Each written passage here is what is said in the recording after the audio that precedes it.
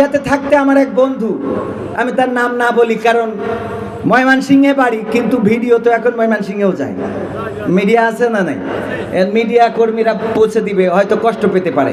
ওই বন্ধু ফোনে গোলমাল করতে করতে বউরে তালাক দিয়ে ফেলছে।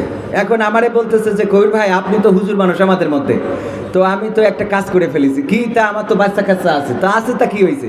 কই এখন বাচ্চা কাচ্চার উপায় কি হবে? আমি কই আরে ভাই খুলে বলেন না কেন? কই বউরে তো তালাক দিয়ে ফেলছে। তো আমি বললাম তালাক দিয়েছেন, এখন আর একটা বিয়ে করি মা এনে দেবেন নতুন মা। কয় এটা একটা কথা হলো এই ছোট বাচ্চা কাচ্চা নিয়ে? তো কি করতে হবে? কয় কি করলি বউ আবার বোঝেনি। তো এখন তো ফতোয়া অনেকেই আছে জিজ্ঞেস করে, ফতোয়া খোঁজে। আমি কই ভাই আমি তো মুফতি না, ফতোয়া দিতেও পারবো না, মুফতিদের কাছ থেকে নেন। তবে আপনি যত ফতোয়াই দিন, ওই বউ যে আপনি ঘরে নেবেন এই ফতোয়া খুঁজে বেড়াচ্ছেন। এই ফতোয়া যতক্ষণ কোনো হুজুর দেবে না ততক্ষণ আপনার ফতোয়া পছন্দ হবে। এরকম আছে না নাই?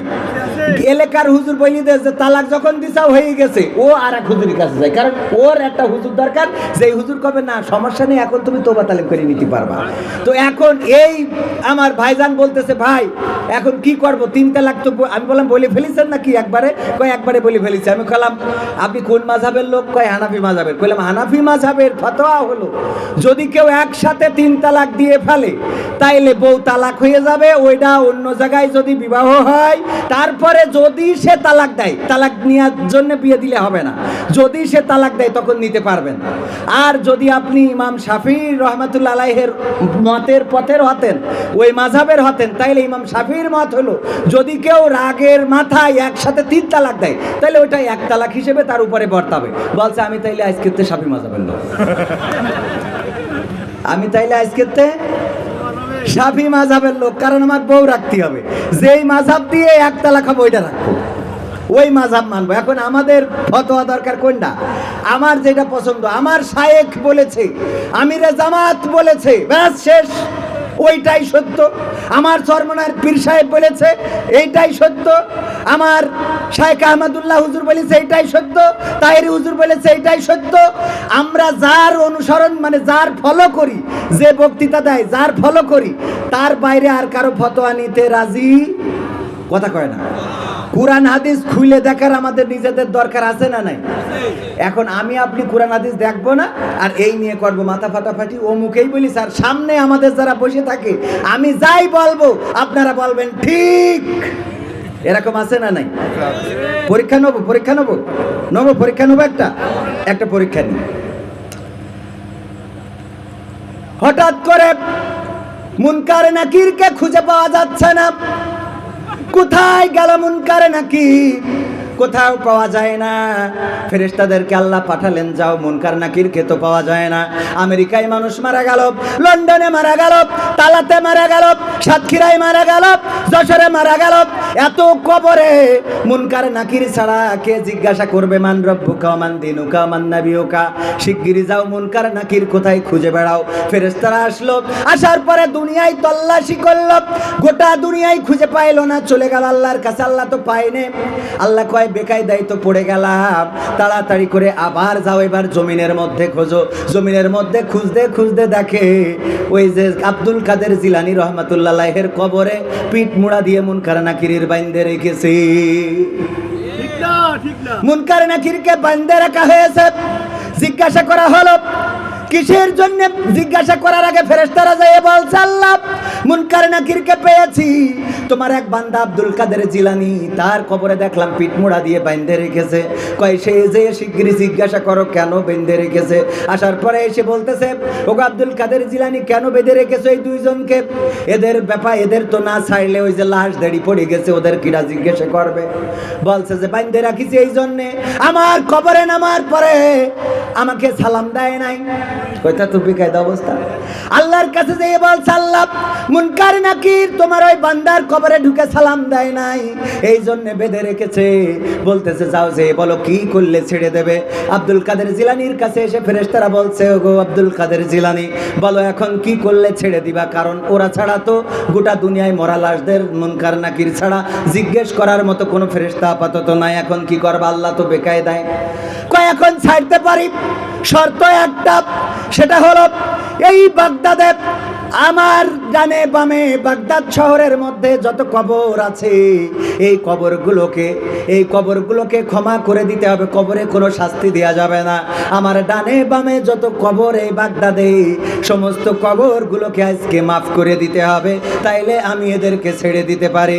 তারপরে আল্লাহর কাছে যে যখন ফেরেশতারা এটা বলেছে, বলার পরে বলছে আল্লাহ রাব্বুল আলামিন এবার আব্দুল কাদের জিলানীকে সরাসরি বলতেছে, আব্দুল কাদের জিলানী তুমি তো আমাকে সহজ শর্ত দিছাও, কারণ তো এমন একটা বেকায়দায় আমি পড়ে গেছি। আজকে যদি তুমি আমাকে বলতে যে গোটা দুনিয়ায় যারা মারা গেছে আর কিয়ামত পর্যন্ত যারা মারা যাবে তাদেরকে ক্ষমা করে দিতে হবে, তুমি আজকে ফেরেশতাদের বেঁধে রেখে আমার যে বেকায়দায় ফেলিছাও আমি সবাইকে আজকে ক্ষমা করে দিতাম। সবাই জোরে জোরে বলেন সুবহানাল্লাহ। সুবহানাল্লাহ বলেছেন কিডা কিডা? কয়জন বলেছেন সুবহানাল্লাহ? কয়জন? হাত তোলেন, সাহস করে হাত তোলেন। সুবহানাল্লাহ কয়জন বলেছেন? মিথ্যে বলে তো লাভ নেই, আল্লাহ দেখছে। কয়জন? হাত তোলেন। এই কয়জন ফেল? এই কয়জন কি? এত বললাম পরীক্ষা নেবো, প্রশ্ন কিন্তু বলা যায় ফাঁস করে দিছি। তার মানে ওয়াজ শুনেই সুবহানাল্লাহ বললি হবে? মুনকার নাকির যে বানবে আব্দুল কাদের জিলানী রহমাতুল্লাহ আলাইহি দড়ি নিয়ে গেছিল কবরে, না মারা যাওয়ার পরে কেউ দড়ি দিয়েছে সাথে? হ্যাঁ, এই যে ওয়াজ বানানো, সেদিন আর একটা শুনতেছি, আহারে সুলতান বাদশাহ আলমগীর বলতেছে এই কবর রাখা হবে না, আজমির শরীফে কবর রাখা হবে না, ভেঙে গুড়িয়ে দেব। তখন বলতেছে কেন ভাঙবেন? কারণ এই কবরে গেলে তো কোনো উপকার হয় না, কেন রাখবো? কয় কবর তো জিন্দা, কবর জিন্দা। আউলিয়ার কবর কার কবর? খাজা গরিবে নেওয়াজ, সে তো জিন্দা পীর, তার কবরে গেলে এখনো পর্যন্ত ফজিলত পাওয়া যায়। কি পাওয়া যায়? আপনি গেলে ওর সাথে কথা বলতে পারবেন। কয় সত্যিই কি পারবো? হ্যাঁ পারবেন। ঠিক আছে আমি যাব, 3 বার সালাম দেব, যদি উত্তর দিতে পারে তাইলে আমি এই কবর রাখবো, আর যদি উত্তর না দিতে পারে কবর ভেঙে গুড়িয়ে দেব। যাওয়ার পরে বলছে ঠিক আছে আপনার চ্যালেঞ্জ মেনে নিলাম। চলে গেল কবরে। যাওয়ার পরে বাদশাহ আলমগীর সালাম দিয়েছে, আসসালামু আলাইকুম, উত্তর দেয় নাই। 2 নম্বর বার সালাম দিয়েছে, উত্তর দেয় নাই। বলতেছে তাইলে কবর ভেঙে দেওয়া যায়? কয় আপনার তো কমিটমেন্ট ছিল 3 বার সালাম দিবেন। 3 নম্বর বার সালাম দিয়ে দেখেন, সালাম দিল, উত্তর দিল ওয়ালাইকুম আসসালাম। বলল তাইলে আগের 2 বার সালাম দিলেন না কেন? কয় বাদশাহ আলমগীর আগের বার যখন আপনি সালাম দিয়েছেন তখন আমি ছিলাম কাবায়, তাওয়াফ করছিলাম। কাবায় কি করছিল? প্রথম সালামের সময় তাওয়াফ করছিলাম, দ্বিতীয় সালামের সময় আমি মদিনায় রিয়াজুল জান্নাতে আল্লাহ রাসূলের রওজার পাশে নামাজ আদায় করছিলাম, আর তৃতীয় সালাম যখন দিয়েছেন তখন আমি আজমির শরীফে এসে আপনার সালামের জবাব দিয়েছি। সবাই জোরে জোরে বলেন সুবহানাল্লাহ। এবার সুবহানাল্লাহ বলেছেন, নাউজুবিল্লাহ পড়েছেন কিডা কিডা? নাউজুবিল্লাহ কম লোকে পড়েছে, সুবহানাল্লাহ অনেকেই পড়েছে। ওগো আমার ভাইরা, বাদশাহ আলমগীর যে কবরে সালাম দিল আর সে ওই কবর থেকে উঠে যেয়ে তাওয়াফ করতেছে, এটা কি কোনোভাবে সম্ভব? তাওয়াফ করতেছে মক্কায়, মক্কা থেকে মদিনা 480 কিলোমিটার দূরে। দ্বিতীয় সালাম দেওয়ার মধ্যে আবার সে মদিনায় এসেছে, তাইলে ও তাওয়াফ করার জন্য পাক দিয়েছে না কি করিস আল্লাহ সেই ভালো জানে। ভাইরা আমার, পীরদের সাথে আমার কোনো দ্বন্দ্ব নেই, কোনো সংঘাত নেই, পীরের কবরে নিয়েও কোনো বাড়াবাড়ি নেই, কিন্তু এতটুকু বলতে চাই যে এই কথাগুলো বলেন, এই কথাগুলোর সাথে বাস্তবতার কোনো সম্পর্ক, এই কথাগুলোর সাথে আধ্যাত্মিকতার কোনো সম্পর্ক নাই। কারণ খাজা গরিবে নেওয়াজের চেয়ে আল্লাহর রাসূল অনেক বড় না ছোট? আল্লাহর রাসূল যদি সালামের জবাব সরাসরি না দিতে পারে, খাজা গরিবে নেওয়াজ কোন পাওয়ারে দেয়? এইটা আমার প্রশ্ন। কোন পাওয়ারে দেয়? কথা কি বোঝা গেছে?